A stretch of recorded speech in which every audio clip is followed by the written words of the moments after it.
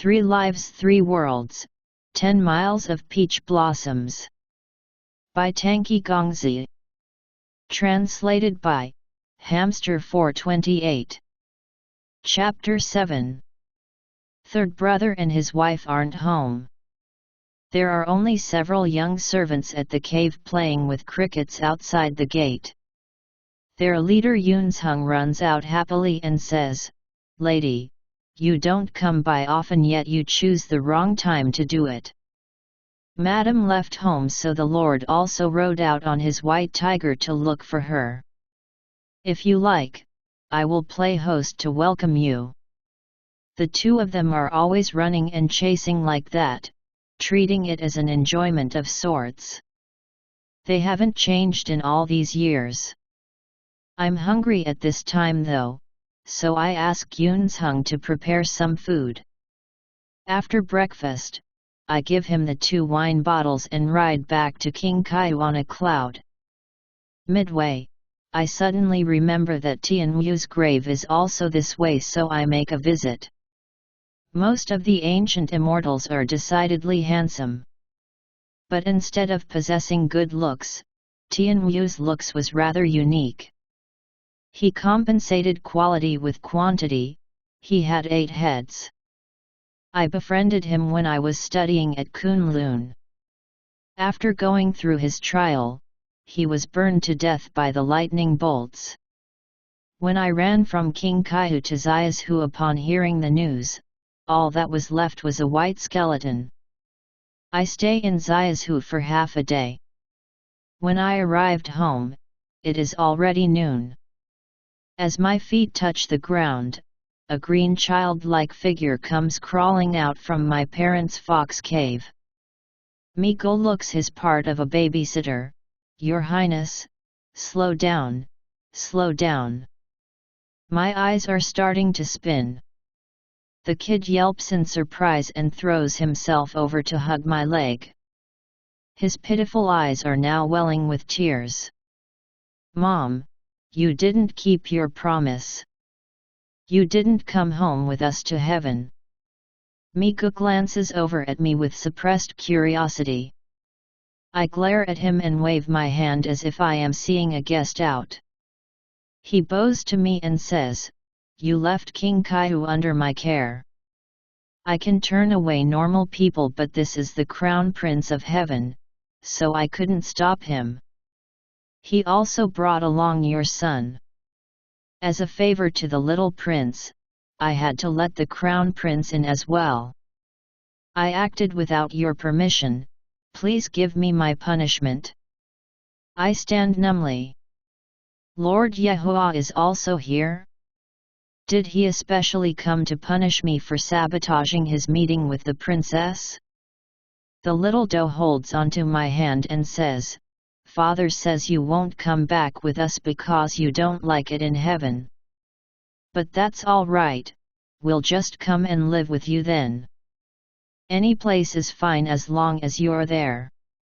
His words are making my head spin. "You say you want to stay with me? Your father also came to stay with me." The innocent doe nods repeatedly. Being a thoughtful person, Migu supports me while softly speaks into my ears, "Lady, stay calm." Tianjun had stayed at his aunt's home in the past and fell in love with his cousin. Living under the same roof can bring 2 people closer together. Yehua might just want to come here to improve our affection. But I don't think this has got anything to do with improving relations. I think he's only doing this to give me a hard time. Now I'm worried. I relax a little when Migu tells me Yehua left the little doe here and has gone back to heaven. The little doe looks at me pleadingly, "Mom, I'm hungry. We haven't cooked anything for a few days." I turn and ask Migu, "Does your place have anything to eat?" Migu abashedly replies, "No, never." I surprisingly ask, "Wasn't Fangju cooking for you until recently? Did she go back to her parents' home?" He seems quite upset. Half a year ago she said she needs to go to the mortal realm to repay a favor. She hasn't returned since. Only heaven knows if she's been kept back by her benefactor. I only hope she doesn't bring back a little fox when she returns. The little doe comes into the understanding that he won't have food for the moment and his eyes start to dwell with tears. I've been with him for 2 days and already I know his personality. He will act with utter misery but his tears will never fall. They only dwell inside his eyes to make me feel the awful guilt of having mistreated him. Even though I never mistreat him. Migu of course doesn't know how to handle this trick yet and quickly grabs his hand. Brother will take you to find some food. Your Highness, do you like the rose myrtle fruits? The corner of my mouth twitches. The little doe is at most several hundred years old. Migu is 137,000 years old this year. How can he not look in the mirror and shamelessly call himself brother? I follow them to the east side of the market. The small fairies respectfully greeted me, Gugu. The little doe seems displeased as he runs over to the old pine tree fairy and asks, "My mom is both young and beautiful. How can you call her like she's so old?" The pine tree fairy becomes speechless for an extended interval. Gugu, since when did you have a kid? I look to the sky for an answer and reply, since yesterday. The little doe comes and sits across from me. His tiny hands are also copying us in picking out fruits. But because he's so short, the baskets all cover his eyes the moment he sits down. He refuses to stay still and leaves to the next stand so that he may pick like the rest of us. As I'm enthusiastically choosing, a hand pushes its way in front of me. Its long slender fingers are beautiful. Thinking it's Migu, I just shift over to take another one. But he insists on picking the same one I want each time. Feeling odd, my eyes follow up along his black sleeve. The little doe's father, Lord Yehoah, who was supposed to tend to business on Zhukongtian, is now bent over at the fruit stall. He laughs out loud as he sees me. What a dangerous laugh he's displaying. Well, aren't you Lord Yehoah? Have you eaten? We're having rose myrtle fruits for lunch. Would you like to join us? Yehoah's smiling face freezes as he disapprovingly looks at the fruits in my hand. Ali is so big already. You're only going to feed him this stuff. I pinch the doe's chubby face and ask him, "Do you want to eat this?" He pouts and replies, "Yes." Yehoah has nothing else to say. He rests his hand on his forehead and looks at me for a while, then grabs my hand and asks, "Is there a place that sells meat and vegetables around here?" He pulls me away while I was still thinking.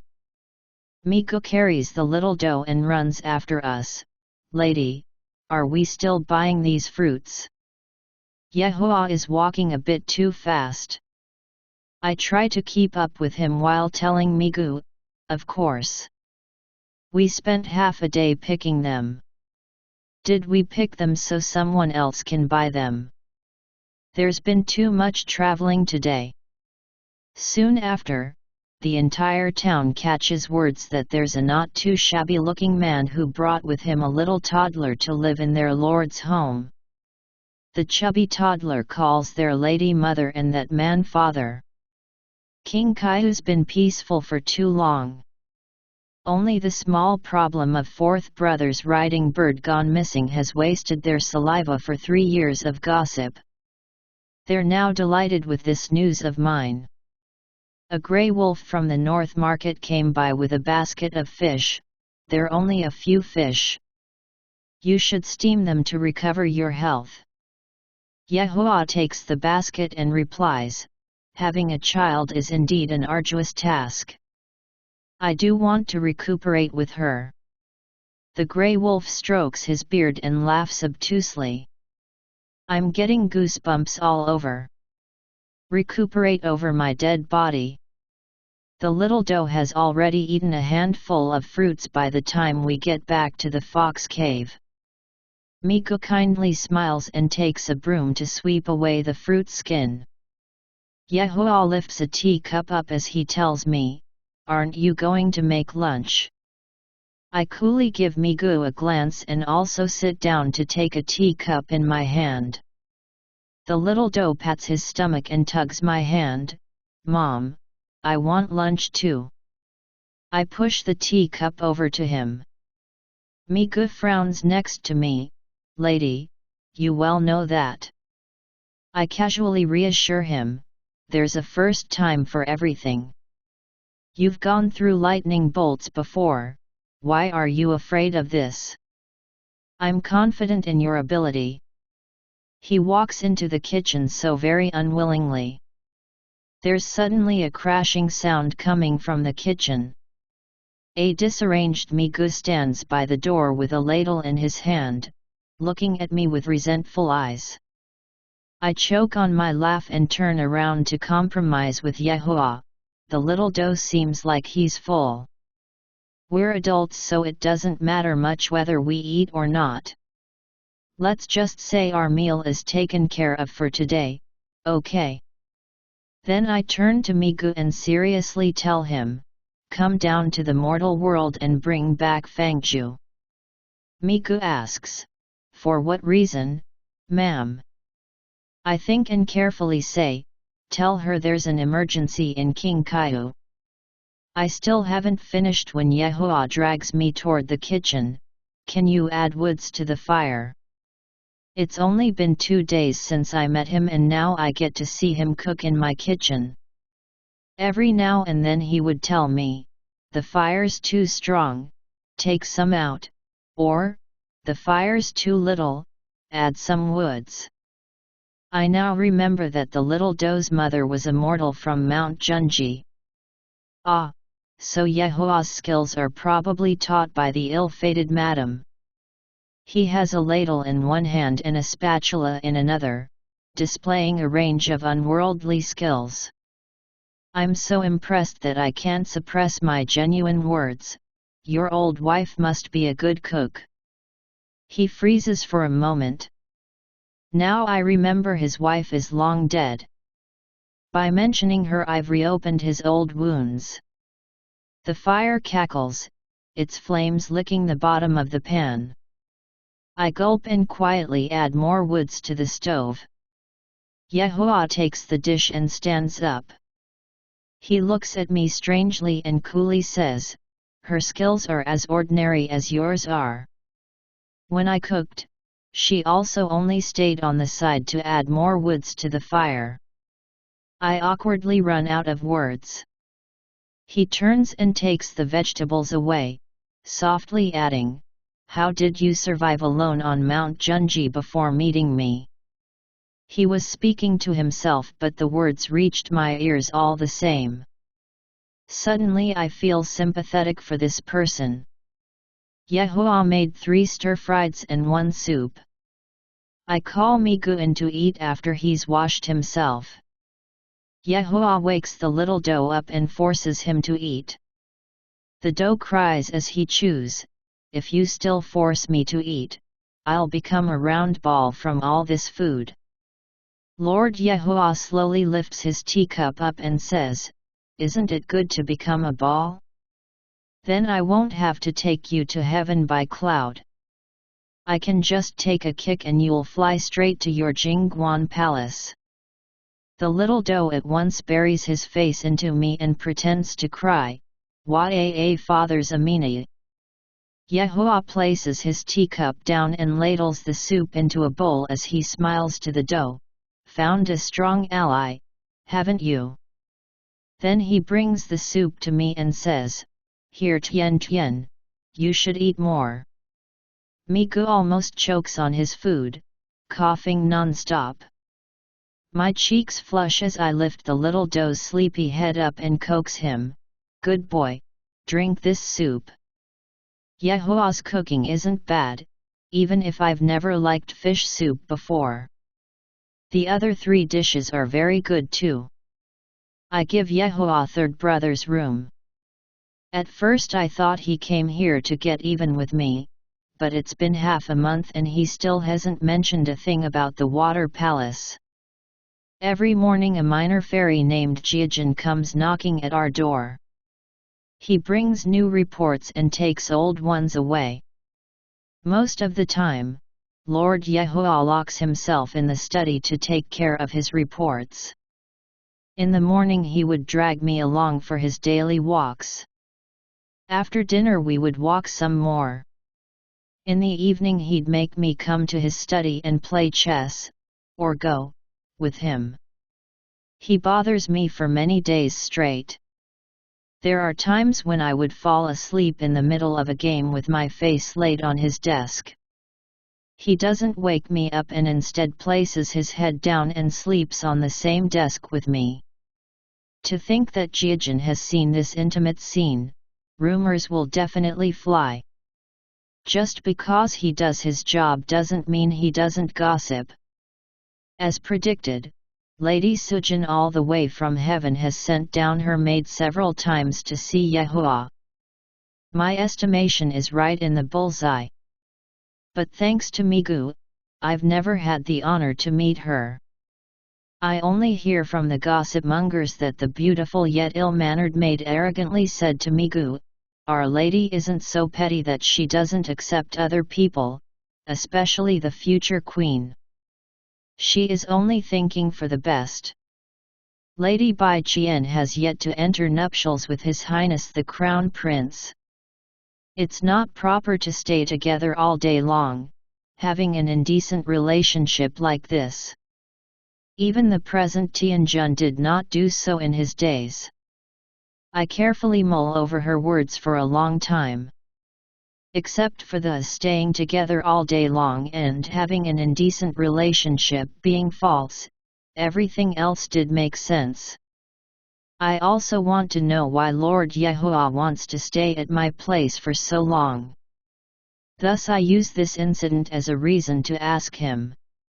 He is preparing to paint a lotus scene, but as he hears my words, he furrows his brows and says, "You're here and thus I came. You're my wife after all, outsiders have no rights to question our business." At his reminder, I remember once more that the Yehua standing here is the same husband Tianjun has promised me. Younger than myself by 90,000 years. How funny. My husband. I agree thoughtlessly, then speak seriously. If I had married when I was supposed to, my grandchildren would have been your age by now. He pauses. I glance over to look at his parchment on the table. He does have a strong handwriting, what great calligraphy. He doesn't say anything. He sets the brush down and calmly looks at me with those frosty eyes. I awkwardly laugh and then change topics. The heavenly maid said you've brought Princess Mooking from the East Sea to heaven. This man's temperament is so hard to figure. He was still in a bad mood just moments ago, looking at me with those cold eyes, but he's now taking out his paintbrush and brightly smiling to me. Stand by the window. All right, take the bamboo chair. Okay, how about lying down? Yes, yes, rest your head against the chaise. Be comfortable. I rigidly do as he says like a doll. Then I realize he wants to paint a portrait for me. It hasn't been that long on the bamboo chaise when I already changed to a camellia sleeps in the spring position without saying anything. He paints for a while longer before suddenly saying, Mooking would rather die than to marry the West Sea's second prince. She did take care of A Li and me in the past, so I took her back to be a handmaiden in heaven. I'll let her go once she's thought things over. I'm a little surprised. I didn't think he would explain it that way. He lifts his head up. His face is kind as he says, anything else to tell me? You might as well say them now. I gratefully say, my arms are numb. Can I change my sitting position now? He laughs. He paints a few more strokes before telling me, it's up to you. I end up sleeping on the bamboo chaise without realizing. When I wake, the sky is already dark. A black coat covers my body. It looks like the one Yehoah wore, but I don't see him anywhere. End of chapter 7.